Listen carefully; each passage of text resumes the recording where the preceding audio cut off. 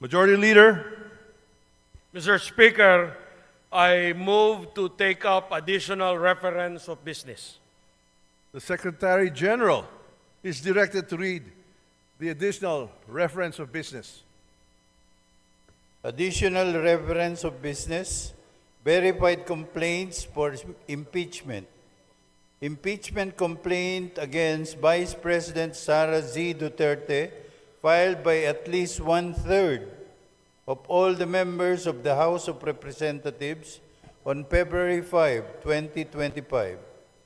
Impeachment complaint filed against Vice President Sara Z. Duterte filed by Teresita Quintos Deles, Father Flaviano, SBD Gary Alejano et al., and endorsed by Representative Percival B. Sendanya of the Akbayan Party List on December 2, 2024. Impeachment complaint filed against Vice President Sara Z. Duterte, filed by Teodoro Casino, Liza Masa, Nery Colomares et al., and endorsed by Representatives Franz de Castro of the ACT Teacher Party List, Representative Arlene D. Brosas of the Gabriela Party List, and Representative Raul Daniel A. Manuel of the Kabataan Party List on December 4, 2024. Impeachment complaint filed against Vice President Sara Z. Duterte, filed by Reverend Father Antonio Labiao Jr., Reverend Father Rico P. Ponce, Reverend Father Dionisio B. Ramos et al., and endorsed by Representative Gabriel H. Bordado Jr.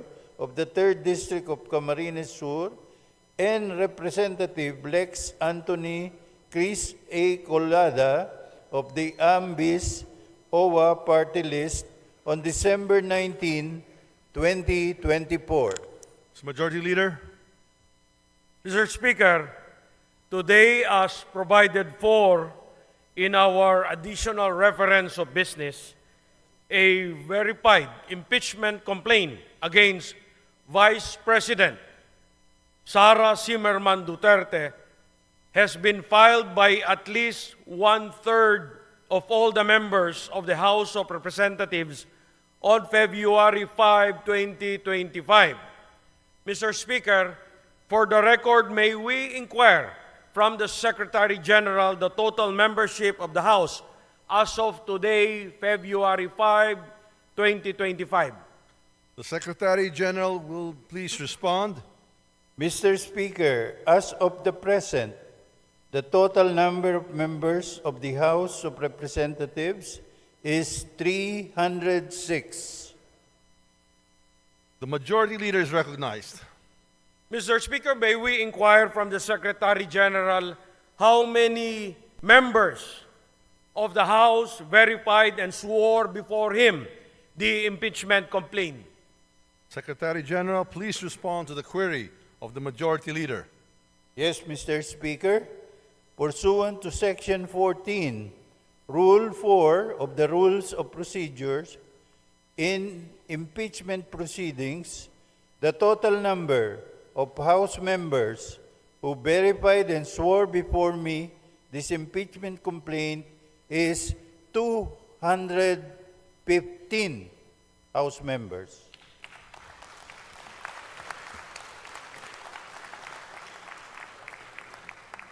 The Majority Leader is recognized.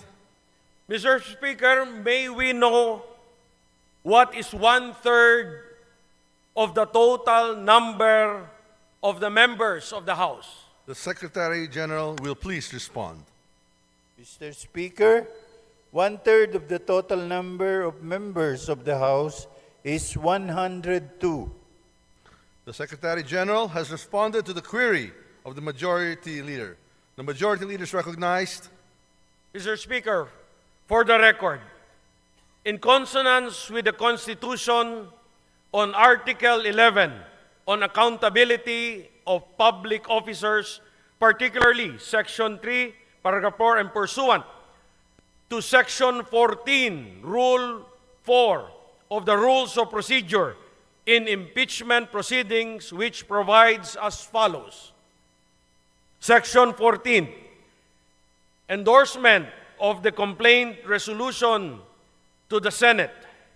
A verified complaint resolution of impeachment filed by at least one-third of all the members of the House shall constitute the articles of impeachment. And in this case, the verified complaint resolution shall be endorsed to the Senate in the same manner as an approved bill of the House.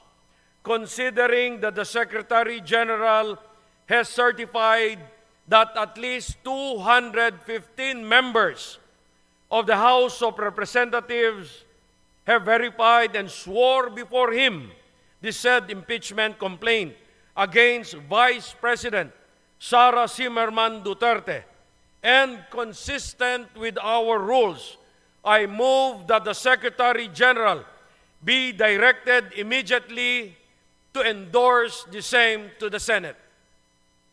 There is a motion to direct the Secretary General to immediately endorse to the Senate the impeachment complaint, having been filed by more than one-third of the membership of the House, or a total of 215 members. Is there any objection? The chair hears none. The motion is approved. The Secretary General is so directed. The session is suspended.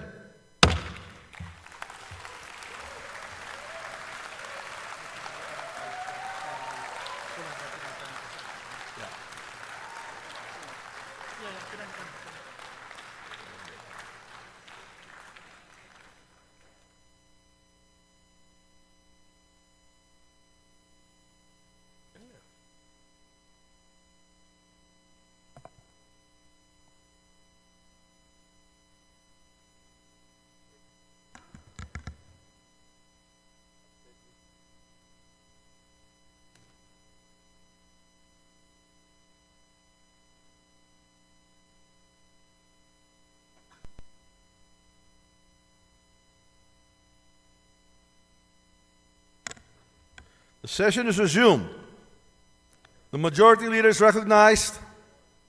Mr. Speaker, in accordance with Section 16, Rule 6 of the Rules of Procedure in Impeachment Proceedings, I move to elect the following members of the House of Representatives as prosecutors in the trial on the impeachment complaint filed against Vice President Sara Duterte.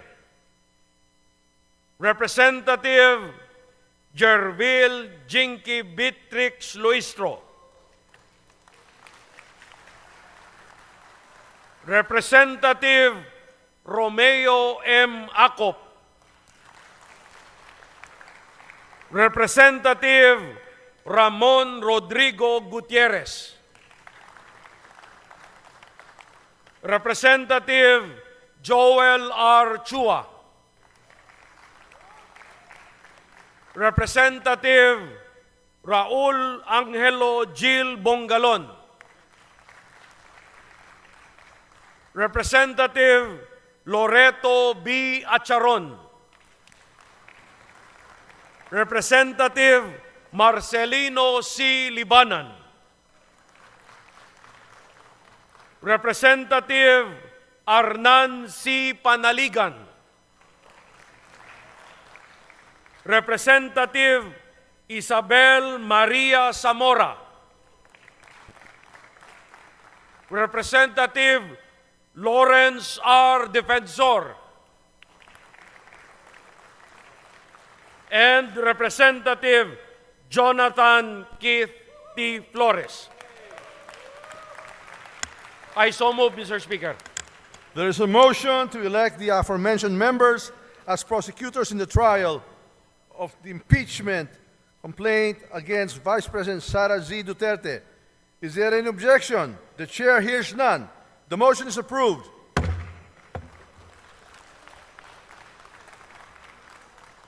The majority leader is recognized.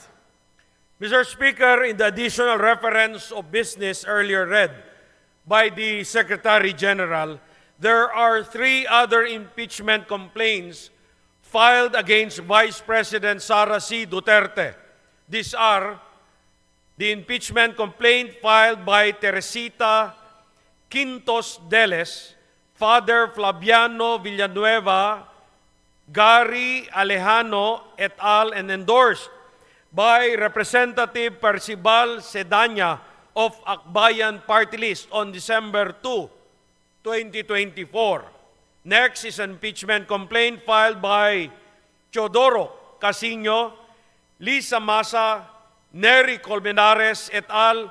And endorsed by Representative Franz L. Castro of ACT Teachers Party List, Representative Arlene Brosas of Gabriela Party List, and Representative Raul Daniel Manuel of Kabataan Party List on December 4, 2024.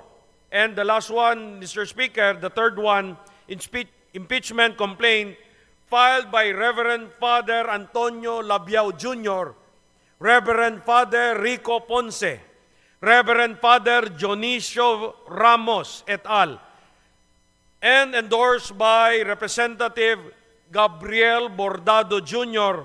of the 3rd District of Camarines Sur, and Representative Lex Anthony Chris Colada of Aambis OWA Party List on December 19, 2024. Pursuant to our rules of procedure in the impeachment proceedings, considering that the plenary has already transmitted to the Senate the impeachment complaint filed by 215 members on February 5, 2025, that is today, I move that the 3 other impeachment complaints filed on December 2, 2024, December 4, 2024, and December 19, 2024, be transmitted to the archives. I so move, Mr. Speaker. There is a motion to transmit to the archives the aforementioned 3 impeachment complaints filed last December 2, 4, and 19, 2024. Is there any objection? The chair hears none. The motion is approved. These impeachment complaints are transmitted to the archives. Mr. Speaker, I move to suspend session for a few minutes. Mr. President, before we adjourn, may I remind our colleagues that there is a standing resolution, resolution number 21, entitled Resolution Authorizing All Regular Standing Committees, Oversight Committees, and Special Committees of the Senate to conduct hearing, meetings, and consultations during every recess of the Senate to have continuity in the process of passing pending proposed legislations and to conduct investigations on issues of national interest to aid in crafting relevant legislation. At this juncture, Mr. President, I move that we adjourn the session until 3 o'clock in the afternoon of Monday, June 2, 2025. So move, Mr. President. There is a motion.